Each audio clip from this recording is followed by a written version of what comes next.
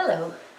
Okay, so we are in Module 2 and we're going to talk about carrier oils. So just like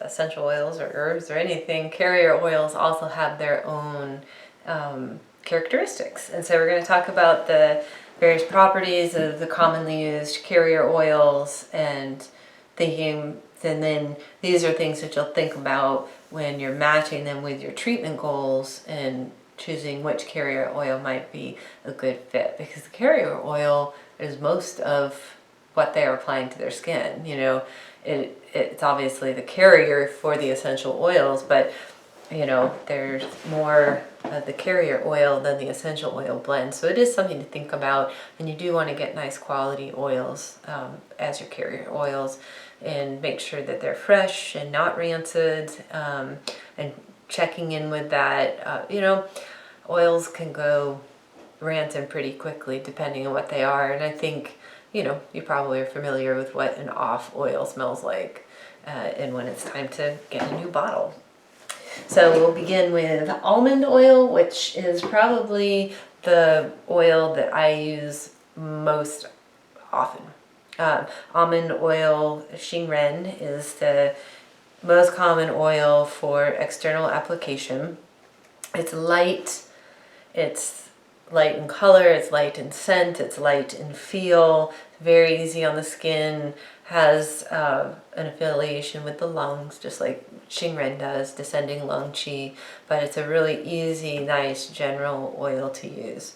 And then I'll just throw a little note in here about suppliers. So I get most of our carrier oils from Golden Needle, and they dispense them out into these smaller bottles from a big bottle, and you can get 2-ounce bottle, you can get a 4-ounce bottle. This is 8-ounce. You can get it all the way up to like 32 ounces. But I like to get the smaller bottles so that they don't go rancid, so that we use them quickly enough so that they're not going rancid.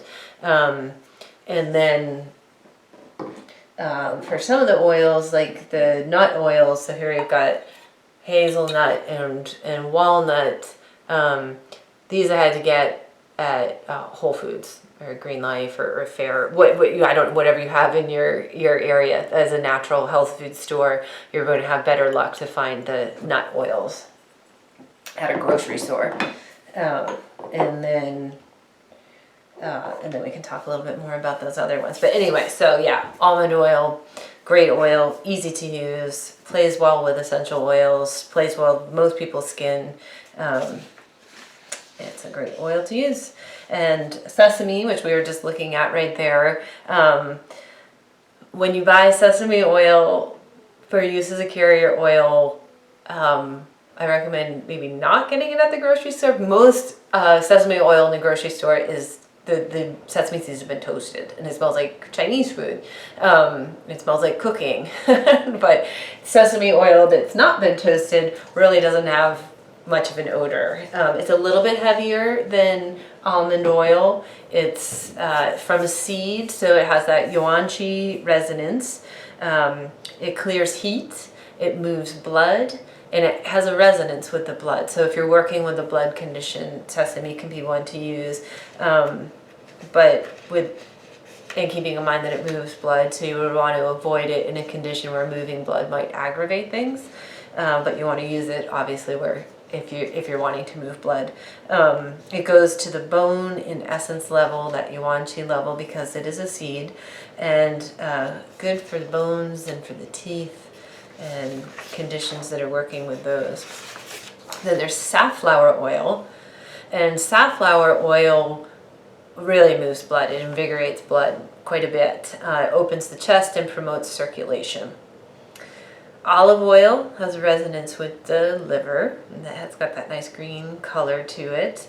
It nourishes liver blood, it moves blood a little bit, it's moistening, and it can relieve wind, so it's helpful for use in wind conditions, it's helpful for use in liver conditions. Walnut oil is a yang tonic, and it is warming. It's very good for cold conditions. It's warming and stimulating yang, tonifying yang, and it also resonates with the kidneys.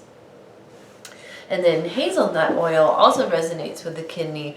The really neat thing about hazelnut oil and what I use it for mostly is it has a very strong affinity for the nerves. So it's very soothing for the nerves. It's a nervine, and it's good for things like shingles. It's good for people who have had nerve damage, neuralgia. It's really great nerve affinity with hazelnut oil. Right now I've got somebody with a trigeminal neuralgia. It's just so extremely painful, and she's using an essential oil blend on that, and the carrier oil is hazelnut.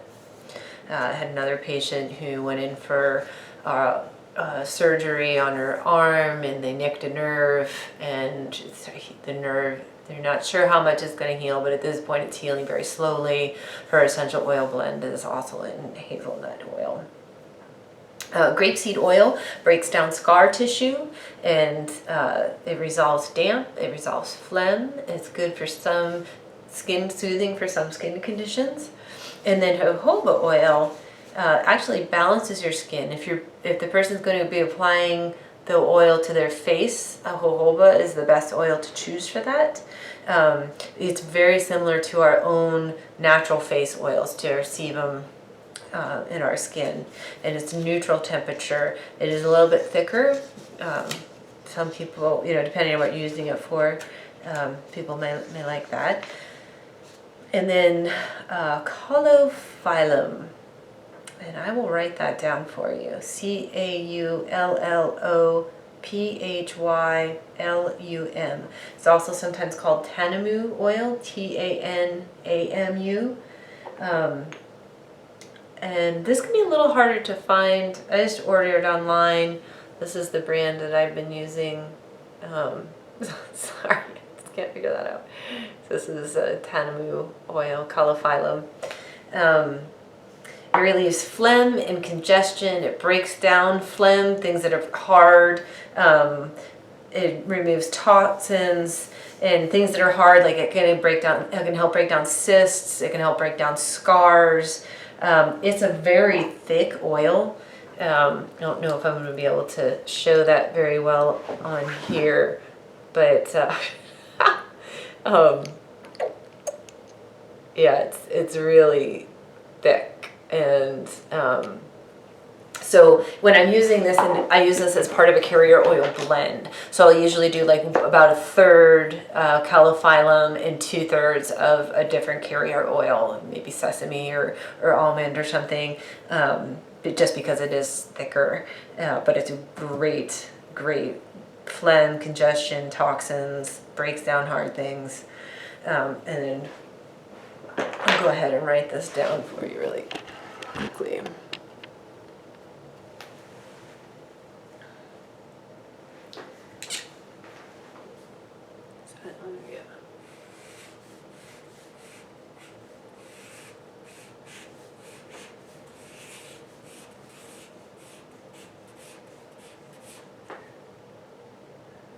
Just making sure I do that right.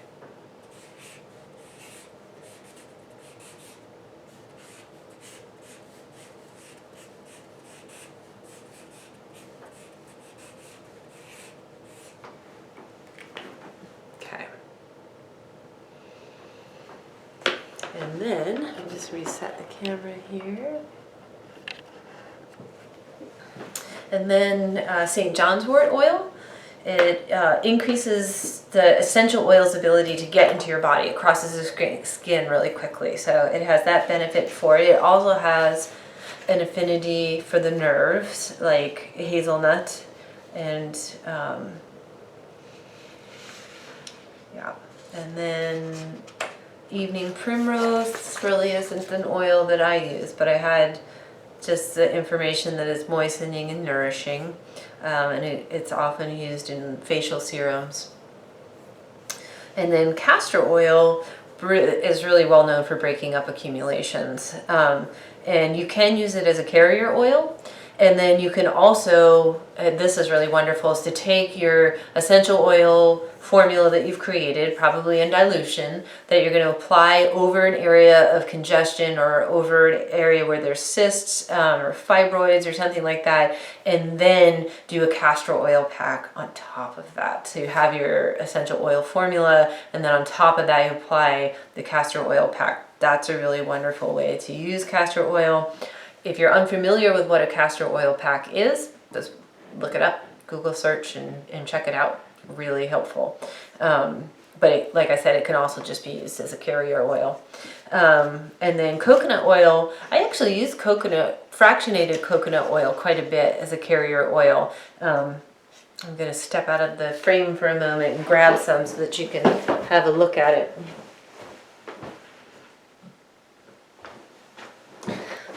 So fractionated coconut oil is liquid and it stays liquid. This is in organic fractionated coconut oil, a little hard to see because of the clear bottle, but that's a really wonderful one. I also use it as a oil for cupping. This pump is really handy for that. But coconut oil clears heat, it's moistening, it's nourishing, it's very light, very easy to use, and this doesn't smell like coconut oil in the same way that the coconut oil that you use for cooking does. So that's another nice thing. But yeah, that clear heat aspect is really helpful. The ones that I use the most, the carrier oils that I use the most, are almond, sesame, coconut, and hazelnut. Those are my sort of main go-to ones there. And then while we're in the discussion of carrier oils, another oil that I'll often add to a carrier blend, especially with scar treatments, is vitamin E. And vitamin E, the reason I'm mentioning this is because typically when you buy vitamin E oil in the store, it is in a carrier oil. It's diluted. And there's two ways to get around that. One is to buy vitamin E like gel caps and break them open and use that. And then another is this brand here. And I'll bring this when we meet in person so you can check out this brand and find, see where you can find it. But this is just vitamin E. There's no carrier oil. It's not in dilution. So yeah, so there's that. And I just mentioned that because I will use that in the carrier oil blend. Sometimes I don't consider that part of the essential oil formula, but that's part of the carrier oil that I'm using. So as usual, if you have questions, let me know. Either email me, or if it's stuff you want to chat about with one another, go ahead and use the discussion forum. And the discussion forum's just up there. It's open. You can talk about things that we've talked about in the modules on the video, or other things about essential oils over the length of the course. And then next we're going to talk about suppliers, and that's, I think, the only time where it's sort of like part of your assignment is to participate in the discussion forum. It's just another avenue of communication. And so, yeah, next we're going to talk about suppliers, and have a great day.